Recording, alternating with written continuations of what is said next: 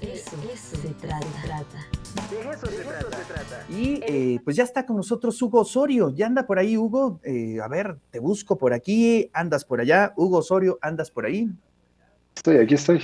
Aquí estás, ya. Te encontré, Hugo. ¿Cómo estás? ¿Qué tal, Ricardo? Bastante bien, ¿eh? Ya se viene el fin de semana, ¿no? Ya se siente, Sí, se siente. además con solecito, eso es maravilloso. Yo lo agradezco en verdad. Cuéntanos, Sí, ¿qué sí. datos nos tienes el día de hoy?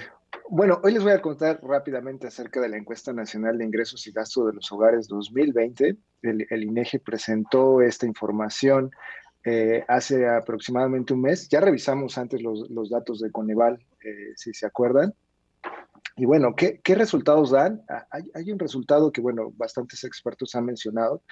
Las brechas se están cerrando, pero se están cerrando precisamente porque pues todos estamos recibiendo menos ingresos, ¿no? Los beneficios que teníamos en cuanto a ingresos están disminuyendo para todos los mexicanos, es decir, no es algo que no está cerrándose la brecha mejorando las condiciones de los demás, sino que se está cerrando la brecha empeorando las condiciones para todos, ¿no? Y bueno, aquí el INEGI nos dice que el ingreso promedio corriente es de 50,309 en 2020. Hay una disminución de 5,8 en comparación a la última encuesta de 2018 en la que había ingresos por 53,418, ¿no? Y bueno, y si vamos viendo los números, pues vemos viendo que esta disminución pues ya es bastante grande desde 2016 hasta ahorita. Es importante recordar que estos datos evidentemente empeoraron debido a la pandemia, ¿no? Ahí está todavía lo que tiene que ver con la pandemia y el ingreso del trabajo, que es uno de los más preocupantes, llegó a casi una disminución del 11%, ¿no? Que es lo que se menciona que está relacionado con la pandemia, la ocupación. Si nos recordamos un poquito las encuestas que revisábamos en programas anteriores, había alrededor de 12,5 millones de personas que se habían quedado sin trabajo, ¿no? Y esto también a ocupación parcial, ¿no? Estos son los principales rubros en los que hay ingresos, en los que el INEGI toma en cuenta este ingreso. Es ingreso de trabajo, renta de propiedad, transferencias, estimación de alquiler u otros ingresos corrientes, ¿no? Y bueno, vemos que casi todos tuvieron una disminución, pero lo que se refiere a transferencias tuvo un aumento al igual que la estimación del alquiler de la vivienda, ¿no? Más o menos, bueno, las transferencias incluyen lo que son jubilaciones y otros beneficios, ¿no? Esto recibió un aumento y es importante mencionar que este ingreso es trimestral. No es mensual, es trimestral, es decir, que cada hogar en México está recibiendo un promedio de 50,309 pesos al trimestre.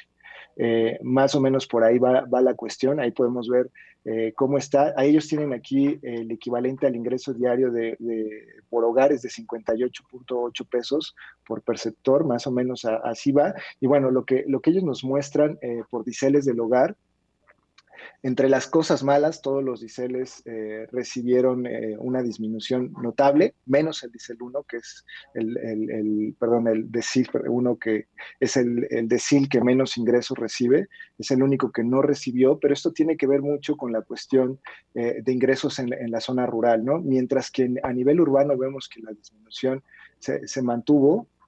A nivel rural ellos tuvieron un aumento, ¿no? En cuanto a su percepción correspondiente a 2018, que era de 32,000, pasó a 33,000, ¿no? Entonces, a nivel rural, como ustedes saben, la pandemia no pegó tanto en estos sectores que eran prioritarios y ellos pudieron continuar trabajando, ¿no?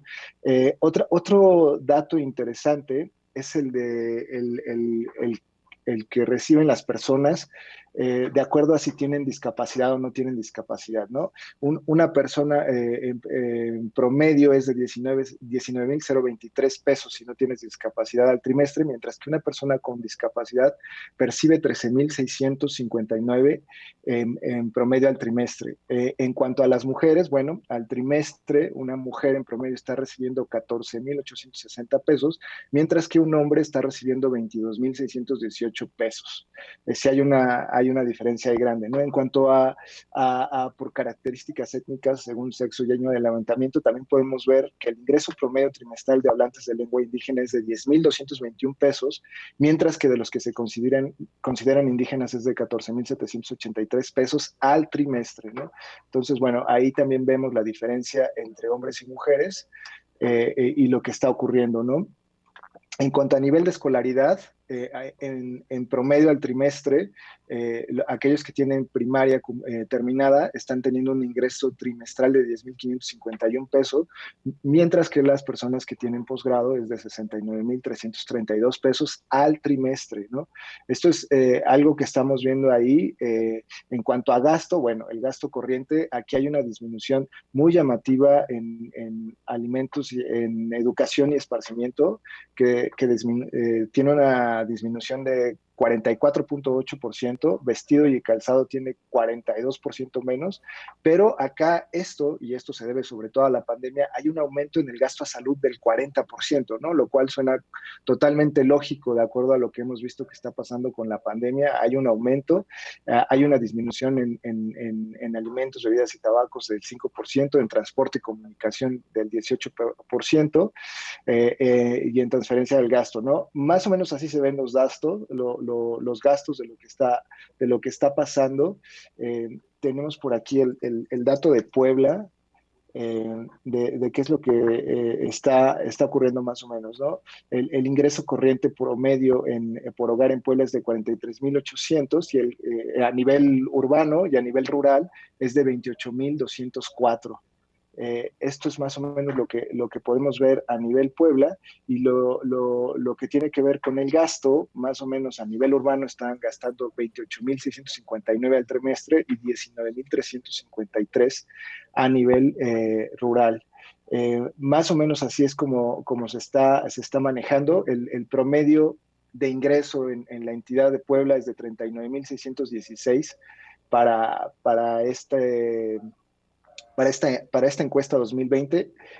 Casualmente antes era de 41,764, lo cual también nos está refiriendo que hay una disminución en estos datos, ¿no? Y en cuanto al gasto promedio, hay también una disminución en el gasto que pasó de 26,172 a 29,257, ¿no? Esos son los datos que hay, lo que está ocurriendo más o menos ahorita a nivel gasto. Es importante decir que esta encuesta es la base para los datos de los que hablamos la semana pasada hace 2 semanas acerca del Coneval, que son los que miden la pobreza, ¿no? Y bueno, es evidente que la situación, incluso lo mencionaba una persona del INEGI el otro día, que, bueno, si en este momento se levantara la encuesta, seguramente los datos serían muy diferentes, porque estos datos se levantaron entre agosto y noviembre de 2020, cuando la situación económica por la pandemia tal vez se veía más aguda.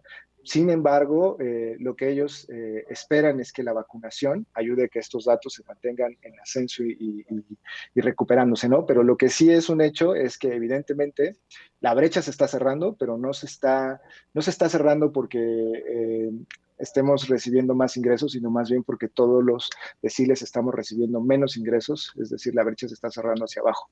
Entonces, esa es una cosa a considerar. Sí, complejísimo. Y bueno, aunque se dieron distintos rebotes en distintos sectores, no se logra recuperar del todo, ¿no? Y eso es, bueno, el gran problema. Sin embargo, es importante que se haga este seguimiento. Habría que estar atentos, Hugo, ¿no? Para ver cómo se va recuperando, en qué aspectos o en qué sectores. Pero es bien interesante lo que estás planteando el día de hoy. Te agradezco muchísimo y pues nos saludamos la siguiente semana, Hugo.